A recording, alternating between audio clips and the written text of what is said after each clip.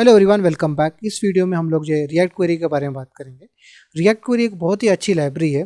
Basically वो एक custom hook है जिसे यूज़ करके आप काफ़ी सारे एसिंक्रोनस प्रॉब्लम जो आप फेस करते हैं अपने आप में वो आप सॉल्व कर सकते हैं। तो बेसिकली आप देख सकते हैं कि रिएक्ट क्वेरी अगर मैं यहाँ पर इसके पेज पे आऊँ तो आप ये देख सकते हैं कि इट्स बेसिकली वो एक कस्टम हुक है जिससे आप डेटा को फेच कर सकते हैं, उसको कैश कर सकते हैं, अपडेट कर सकते हैं। तो बहुत सारे ऐसे फंक्शनैलिटी है जो आप रिएक्ट क्वेरी से कर पाएंगे। तो बेसिकली मैं आपको एक डायग्राम बताता हूँ। ओके, सो जो प्रॉब्लम हम लोग ने यहाँ पर देखा कि बेसिकली जो हम लोग स्टेट जो था वो हम लोग शेयर करने में यहाँ पर प्रॉब्लम हो रहा था, तो हम लोग ने उसको एक पैरेंट कंपोनेंट में डाल दिया ताकि वो हम लोग स्टेट जो है बेसिकली पोस्ट लिस्ट को दे सकें और पोस्ट डिटेल उस स्टेट को अपडेट कर सकें। तो ये एक प्रॉब्लम था जो हम लोग ने सॉल्व किया। बेसिकली हम लोग ने जो स्टेट है उसको पैरेंट कंपोनेंट के पास दे दिया ताकि वो दो कंपोनेंट एक तरीके से शेयर कर सके। ओके, पर ये प्रॉब्लम हम लोग जो रिडक्स से भी करते थे। रिडक्स या मॉबएक्स या इस तरह के जो बहुत सारे लाइब्रेरी हैं जो क्या करते हैं कि स्टेट को एक ग्लोबल लेवल पे ला के रख देते हैं और हम लोग उसको कोई भी कंपोनेंट जो उसको चाहे वो एक्सेस कर सकता है। पर वहाँ पर प्रॉब्लम ये है कि बहुत सारे ऐसे फीचर्स हैं जो आप एक रिएक्ट क्वेरी जो प्रोवाइड करता है वो रिडक्स या उस तरह के कोई भी स्टेट मैनेजमेंट सोल्यूशन के पास नहीं है। जैसे for example caching. Okay, let suppose एक एपीआई एंड पॉइंट है और यहाँ पर आप एपीआई कॉल कर रहे हो और आपको एक डेटा आ रहा है। ऑलराइट, सो आप ऐसा कर सकते हो, उसको ऐसा बोल सकते हो कि 2 सेकेंड्स का आप कैश कर सकते हो। 2 सेकेंड के अंदर अगर सेम एपीआई कॉल जाता है तो डेटा रिएक्ट क्वेरी क्या करेगा, कैश से रिटर्न करेगा। ओके, खुद एक एक्चुअल एपीआई कॉल नहीं करे। तो इस तरह के बहुत सारे ऐसे फीचर है तो react query out of the box आपको देता है। आपको इसका लॉजिक लिखने की ज़रूरत नहीं, जो आप रिडक्स में या यूजुअली इन जनरल करना बहुत टफ है। ओके, सो आप यहाँ देख सकते हैं रिएक्ट क्वेरी को इस तरीके से आप सोच सकते हैं कि यहाँ पर एक कंपोनेंट है। ओके, और यहाँ पर बीच में हमारा रिएक्ट क्वेरी है। ओके, जो लाइब्रेरी, और वो ऊपर एक एपीआई लेयर। आप एपीआई लेयर को ऐसा सोच सकते हो कि अक्सियोस या फेच या कोई भी आप लाइब्रेरी यूज़ करें। रिएक्ट क्वेरी खुद एक एपीआई कॉल नहीं करता है। ओके, बेसिकली वो अक्सियोस का ऑल्टरनेटिव नहीं है। अक्सियोस तो आपको यूज़ करना ही है।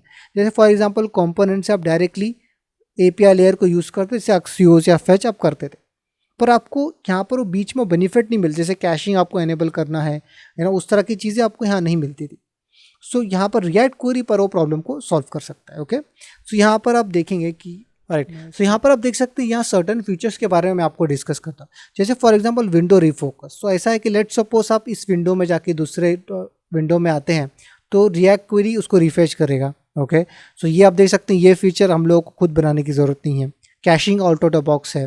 राइट, तो इस तरह के बहुत सारे चीज़ें हैं जो आप out of the box react query के साथ कर सकते हैं। ओके, सो बहुत ही पावरफुल लाइब्रेरी है और मैं आपको रेकमेंड करूंगा कि आप इसको यूज़ करें और इस वीडियो को अच्छे से देखें। Okay,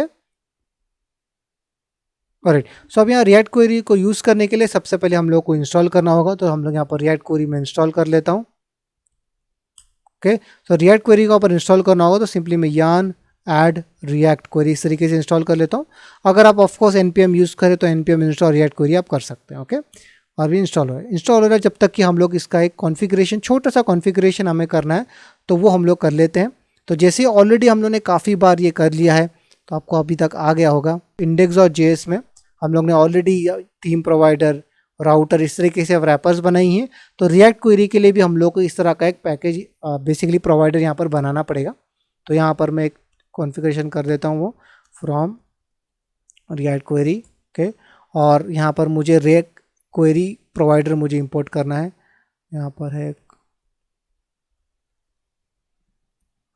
react query cash provider. Okay, ये मुझे इंपोर्ट करना पड़ेगा और इसको यहाँ पर इस तरीके से व्रैप कर देते हैं कि आप इसको ऊपर भी व्रैप कर सकते हैं या फिर आप अंदर व्रैप कर सकते हैं और इस तरीके से आप दे दें।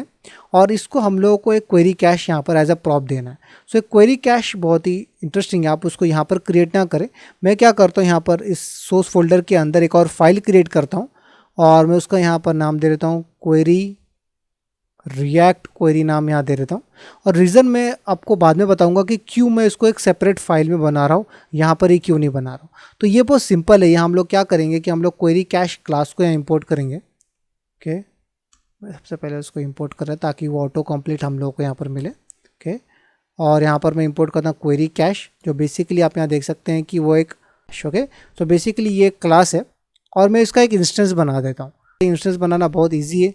हम लोग सिंपली यहाँ पर कैश और यहाँ पर न्यू क्वेरी कैश इस तरीके से लिखते हैं, जिससे क्या होगा कि क्वेरी कैश क्लास का एक इंस्टेंस हम लोग को यहाँ मिल जाएगा और हम लोग इसको एक्सपोर्ट कर देंगे यहाँ पर, ठीक है। और यहाँ पर index.js में यहाँ पर अब मैं उस क्वेरी कैश को इंपोर्ट कर लेता हूँ, ओके। और हम लोग को इसको पास कर देते हैं इंपोर्ट फ्रॉम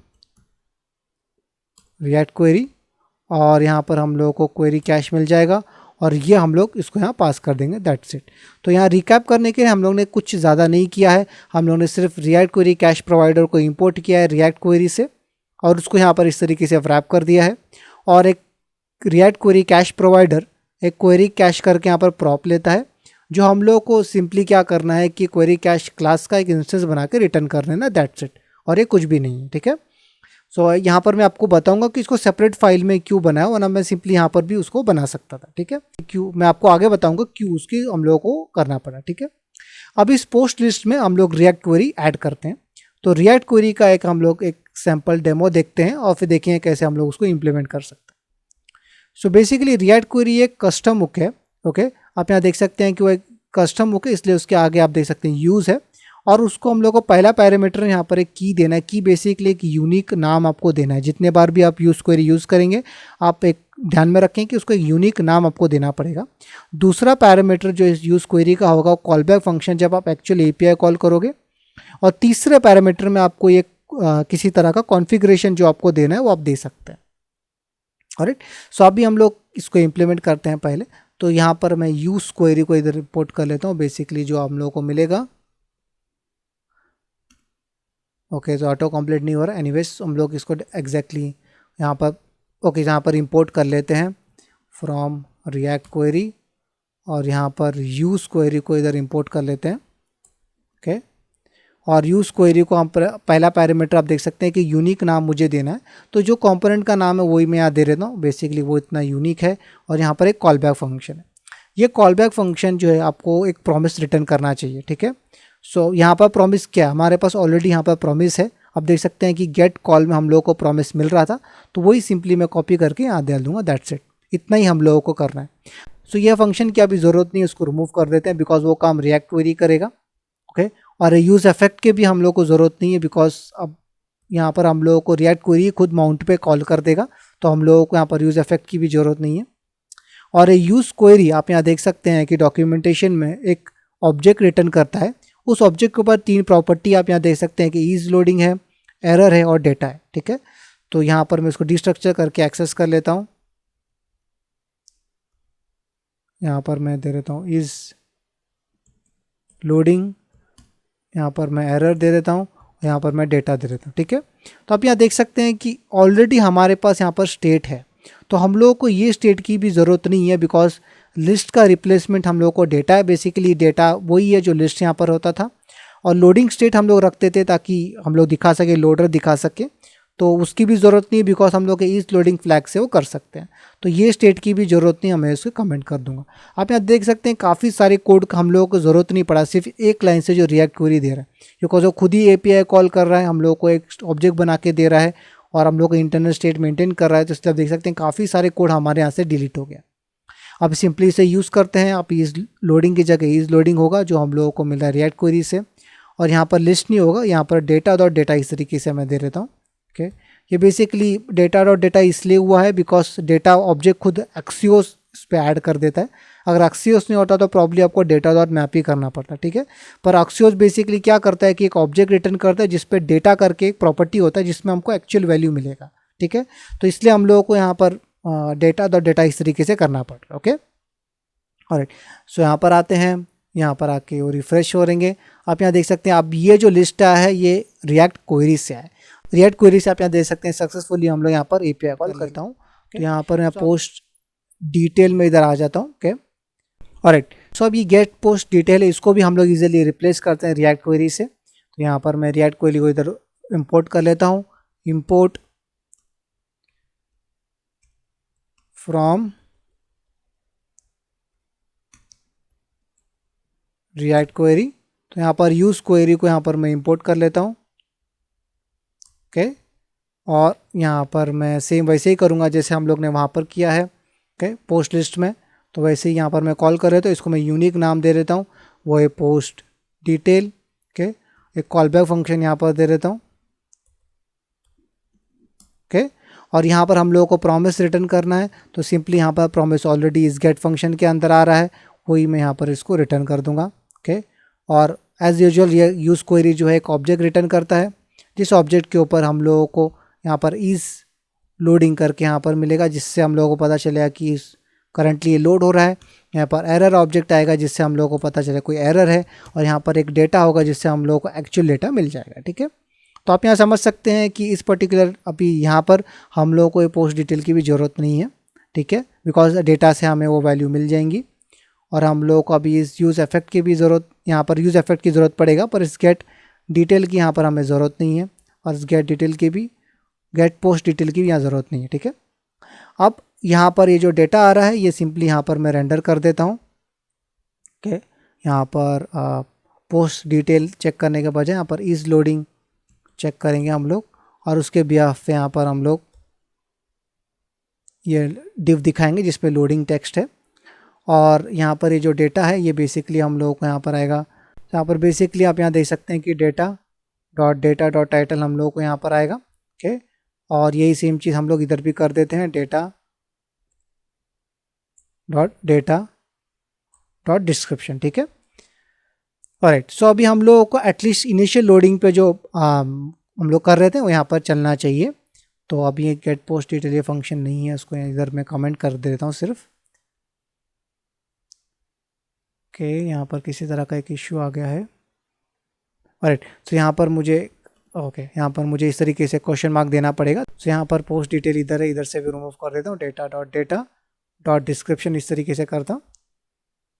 ऑलराइट, सो अब यहाँ पर एडिट करने पर यहाँ पर मैं एक न्यू ऐड यहाँ पर सिर्फ न्यू रहने देता हूँ, और ऐड ब्लॉक पे क्लिक करता हूँ, और मैं इधर रिफ्रेश करूँगा। आप यहाँ देख सकते हैं कि ये जो हम लोग को गेट करना था वो प्रॉपरली चल रहा है। तो यहाँ पर डिस्क्रिप्शन में अगर मुझे देखना है तो इधर मैं 2 ऐड करता हूँ, ऐड ब्लॉक, रिफ्रेश, आप देख सकते हैं 2 इधर ऐड हो गया। ग्रेट, तो बेसिकली रिफ्रेश हमारा जो प्रॉपर चल रहा है। सो अभी हम लोग को ये देखना है कि यहाँ पर एडिट करने पर हम लोग इसको रिफेच कैसे करें। हम लोग यहाँ पर 3 पे इधर रिफ्रेश करना ताकि डेटा इधर अपडेट हो सके। वो हम लोग रिफ्रेश कैसे कर रहे थे, आपको पता है कि हम लोग यहाँ पर गेट पोस्ट को वापस कॉल करते थे, जो बेसिकली उसको रिफ्रेश कर देता था। सो यहाँ पर रिएक्ट क्वेरी में हम लोगों को एक और होता है रीफेच। ओके, आपको सिंपली यहाँ क्या करना है कि ये जो रिफ्रेश है इसको कॉल करना है, दैट्स इट। तो आप सिंपली गेट पोस्ट डिटेल वापस कॉल करने के बजाय अब यहाँ पर रिफ्रेश को कॉल करेंगे। ओके, जिससे हम लोगों को वो उसको ऑलरेडी पता है कि कौन से पैरामीटर से उसे रिफ्रेश करना है, वो सिंपली ये जो एपीआई कॉल यहाँ पर हो रहा था वो फिर से कर लेगा। ठीक है, सो इधर आते हैं, एडिट पे क्लिक करते हैं, 3 की जगह मैं इसको 4 कर देता हूँ, ऐड ब्लॉक पे क्लिक करता हूँ। आप यहाँ देख सकते हैं कि अपडेटेड डेटा इधर आ गया। तो आप देख सकते हैं रिएक्ट क्वेरी कितना पावरफुल है। ओके, हम लोग यहाँ पर अभी यूज़ इफेक्ट की भी ज़रूरत नहीं है, मैं उसको रिमूव कर दूंगा। काफ़ी सारा लॉजिक जो है यूज़ क्वेरी अपने अंदर यहाँ पर एनकैप्सुलेट कर लेता है, ताकि आपको यहाँ पर काफ़ी, आप देख सकते हैं कि यूज़ रिएक्ट क्वेरी अभी डालने से काफ़ी सारे कोड हम लोग ऑलरेडी डिलीट कर रहे हैं, बिकॉज बहुत सारा ऐसा लॉजिक है जो रिएक्ट क्वेरी अपने अंदर एनकैप्सुलेट कर लिया। बिकॉज बहुत सारी चीज़ें आपको पता है, जैसे एक सिंपल एग्जांपल आप देख लें, लीज लोडिंग, एरर डेटा। हमको पता है कि अगर हम लोग एपीआई कॉल करेंगे ये 3 चीज़ तो होगी ही, तो ऐसा आपको ये स्टेट खुद बनाने की ज़रूरत नहीं पड़ेगा, रिएक्ट क्वेरी खुद ही उसे कर लेगा। ठीक है, सो यहाँ पर इस वीडियो में बस इतना ही। यहाँ पर हम लोग ने गेट किस तरीके से कर सकते हैं वो देखा है। नेक्स्ट वीडियो में हम लोग देखेंगे कि हम लोग किस तरीके से पुट ऑपरेशन परफॉर्म कर सकते हैं, जो रिएक्ट क्वेरी म्यूटेशन के तौर पे देखता है। ओके, सो मैं आपको नेक्स्ट वीडियो में मिलता हूँ, जहाँ पर हम लोग म्यूटेट किस तरीके से कर सकते हैं, बेसिकली पुट या पोस्ट ऑपरेशन कैसे परफॉर्म कर सकते हैं, वो हम लोग नेक्स्ट वीडियो में देखेंगे रिएक्ट क्वेरी के साथ। ओके, सो आप बने रहिए, मैं आपको नेक्स्ट वीडियो में मिलता हूँ। Bye guys.